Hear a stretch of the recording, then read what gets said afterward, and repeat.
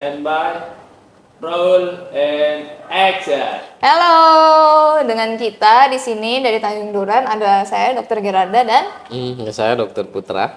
nah, di sini kita mau ngobrolin apa nih, Dok? Kayaknya lebih ini kayak banyak yang les edukasi mengenai vaksin Bordotella. Kayaknya itu Nah, bagus kayak. boleh banget tuh. Apa sih, Dok, sebetulnya vaksin Bordotella nih? Kalau boleh tahu, teman-teman biar bisa tahu gimana cara aplikasiin vaksin Bordotella, kapan harus divaksin Bordotella, kemudian fungsi vaksin Bordotella itu apa, Dok? Jadi sebenarnya untuk Bordotella itu kan vaksin yang diperuntukkan bagi hewan, terutama dogi yang emang ada indikator atau masalah di paru-paru. Karena emang vaksin Bordotella ini kalau bahasa awamnya tuh mirip kayak vaksin COVID dia kalau kita lihat ya. Jadi dia emang untuk penanganan bagus lebih ke masalah di paru-paru. Misalnya banyak tuh kan case-case yang ini untuk anak bul saya kemarin lahirnya dari orang tua dogi emang yang ada riwayat sesak gitu-gitu, itu wajib tuh disaranin untuk vaksin yang Bordotella. Biasanya untuk penyakit-penyakit yang disebabkan oleh kennel cough, dia kayak batuk lah, batuk-batuk COVID kalau di manusia Nah, gitu. kalau misal nih, Dok, saya punya dogi, tapi udah vaksin lengkap, tapi kayaknya nggak ada tuh Bordotella di centang tuh, kenapa ya, Dok? Itu dah makanya kita di sini mengedukasi. Banyak juga klien-klien tuh yang kayak apa sih vaksin Bordotella tuh, itu kayak gimana pemberiannya, terus untuk usia berapa lama kayak gitu. Kalian mau tahu tetap di channel Radian Pet. Jam dulu dong. Jadi kapan?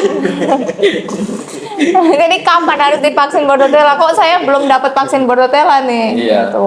Nah, untuk vaksin COVID sendiri atau Bordotella ini khusus untuk dogi ya. Kalau untuk kucing nanti di sesi yang berikutnya. Karena di kucing emang belum ada vaksin untuk asma kayak gitu, untuk batuk-batuk yang emang khusus masalah di paru-paru. Jadi untuk sekarang kita ngebahas mengenai dogi dulu. Nah, pada saat kapan sih pemberian vaksin itu idealnya? Bordotella itu diberikan di usia minimal 6 bulan gitu. Untuk pemberiannya itu tergantung kalau dia emang berada di daerah atau dari keturunan yang pneumonia, yang sesak-sesak atau batuk-batuk, itu bisa sampai 3 kali dalam termin 1 tahun. Tapi kalau emang terlahir dari anabul orang tuanya yang sehat, bagus dari segi fisik semuanya oke, itu biasanya hanya pemberian sekali setahun gitu. Memang sih di beberapa klinik belum mengaplikasikan ya, karena ibaratnya kayak vaksin ini sebenarnya udah lama ya, tapi mungkin case kliniknya masih kurang karena masih beranggapan cuman batuk biasa, padahal ketika hewan itu batuk itu terlalu dalam banget sampai menekan kayak agak sesak gitu, dia sampai mengeluarkan lendir putih gitu.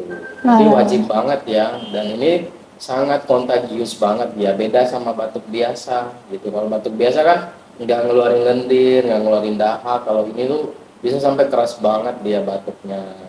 Oh, jangan-jangan yang anjingku yang tua itu yang dia batuk-batuk terus-terusan sampai mual itu gara-gara itu ya, Dok ya? Bisa juga dia. Jadi emang wajib concern ya ke hal tersebut, karena emang ibaratnya kayak COVID, cuman gejalanya bisa sistemis, apalagi pada dogi-dogi yang emang udah punya keturunan riwayat penyakit paru gitu, emang wajib disarankan. Nah, Dok, boleh nggak sih kalau misal kan ini anjing saya kan berarti udah vaksin lengkap, boleh nggak kalau misal Bordotella ini nanti saya aplikasikan bersama vaksin rabiesnya dia, apakah boleh? Di beberapa case boleh, cuman kalau kita kan larinya ke segi keamanan ya.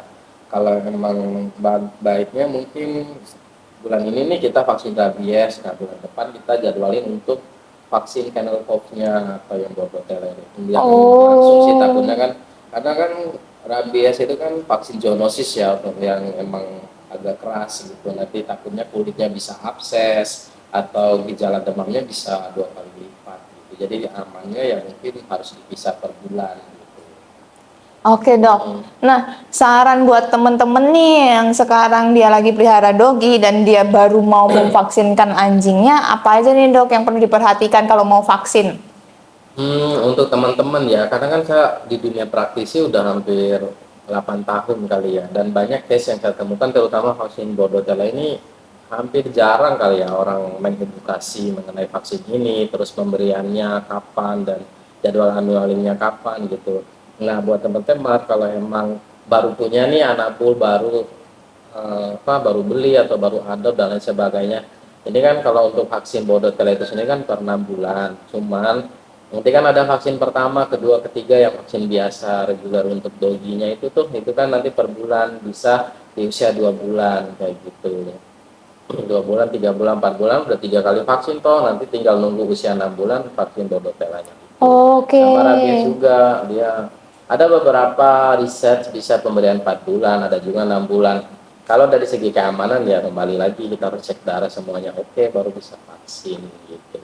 Jadi buat teman-teman ini ya mumpung kalau ilmu lamanya kan ibaratnya kan jarang tuh yang vaksin COVID. Nah, makanya di ilmu barunya itu baiknya divaksin COVID atau Bordetella bisa sekali setahun atau jika dia lahir dari anak bull yang emang ada riwayat paru bisa 3 kali dalam setahun gitu. Oke, makasih ya dok. Sebelumnya kita jadi tahu nih apa sih fungsi vaksin Bordetella walaupun dia bukan vaksin primer, tapi dia juga penting loh buat anak bull kita.